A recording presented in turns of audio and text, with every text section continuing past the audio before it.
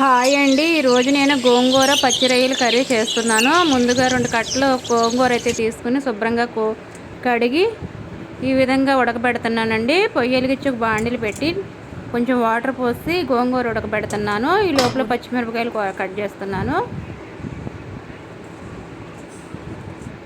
ఈ పచ్చిమిరపకాయలు, సాల్ట్, కారం అయితే వేసి కాసేపు ఉడకనిద్దామండి. మూత పెట్టేద్దాం.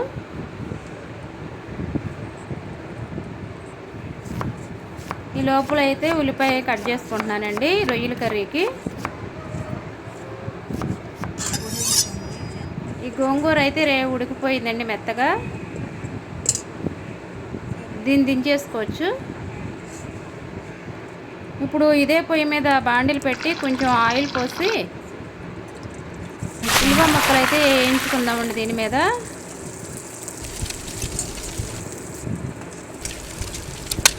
కొంచెం వేగాక పచ్చిమిరపకాయలు కూడా వేసి ఈ రొయ్యలు అయితే శుభ్రంగా కడిగి ఈ ఉల్లిపాయ ముక్కలు అయితే వేగిపోయినాయండి. ఇప్పుడు ఈ రొయ్యలు కూడా వేసేసుకుందాం. ఈ రొయ్యల్లోంచి వాటర్ వస్తుంది కాబట్టి కాసేపు అయితే మగ్గనిద్దామండి. వాటర్ అంతా బయటకు వచ్చే వరకు మూత పెట్టేద్దాం. ఇప్పుడు నేను అల్లం పేస్ట్ అయితే దంచుకుంటున్నాను. అల్లం వెల్లుల్లిపాయ పేస్ట్ ఇదైతే వేసేసుకుందామండి. ఇప్పుడు కొంచెం సాల్ట్, కారం, గరం మసాలా వేసేద్దాము. ఇది ఒకసారి తిప్పేసి మూత పెట్టేద్దామండి. ఈ లోపల వాటర్ అంతా ఎగిరిపోతాయి.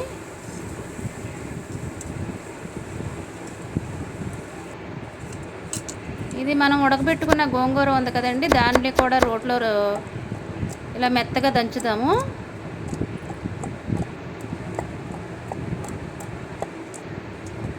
ఇదైతే నలిగిపోయిందండి. ఇప్పుడు తీసేద్దాము. ఇది మిక్సీలో వేస్తే మెత్తగా అయిపోద్దని ఇలా రోట్లో దంచుతున్నానండి.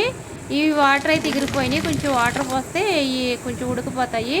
అప్పుడు మనం ఆ గోంగూర వేసేసుకోవచ్చండి. దీంట్లో ఉడకబెట్టిన గోంగూర ఈ ఉడికిపోయినాయండి రొయ్యలు. ఇప్పుడు నేను గోంగూర కూడా వేసేసాను. ఈ కాసేపు కొంచెం నీళ్లు పోసి నేను మూత పెట్టానండి. ఇదైతే ఉడికిపోయినాయండి. కర్రీ అయితే మిక్స్ అయిపోయినాయి గోంగూర రొయ్యలు. ఇప్పుడు మనం కొంచెం తాలింపు అయితే వేసుకుందాము.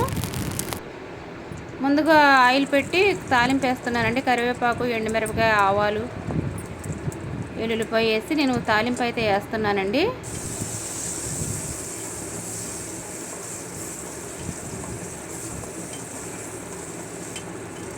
ఇవి చిన్న రొయ్యలండి, అందుకే కొంచెం వాటర్ అయితే తక్కువ పోసానండి నేను. చిన్ని రొయ్యలండి ఇవి. ఈ తాలింపు అయితే ఏగిపోయింది. ఇప్పుడు మనం ముందుగా ఉడకబెట్టుకునే గోంగూర రొయ్యలు ఈ తాలింపులు వేసేద్దాము. ఇదైతే రెడీ అయిపోయిందండి. ఇలా నేను ఈ విధంగా చేస్తే చాలా టేస్టీగా ఉంటుంది గోంగూర రొయ్యల కర్రీ. మీరు కూడా ఒకసారి చేసుకోండి ప్లీజ్. మీకు నచ్చినట్టయితే లైక్ చేసి సబ్స్క్రైబ్ చేయండి ప్లీజ్.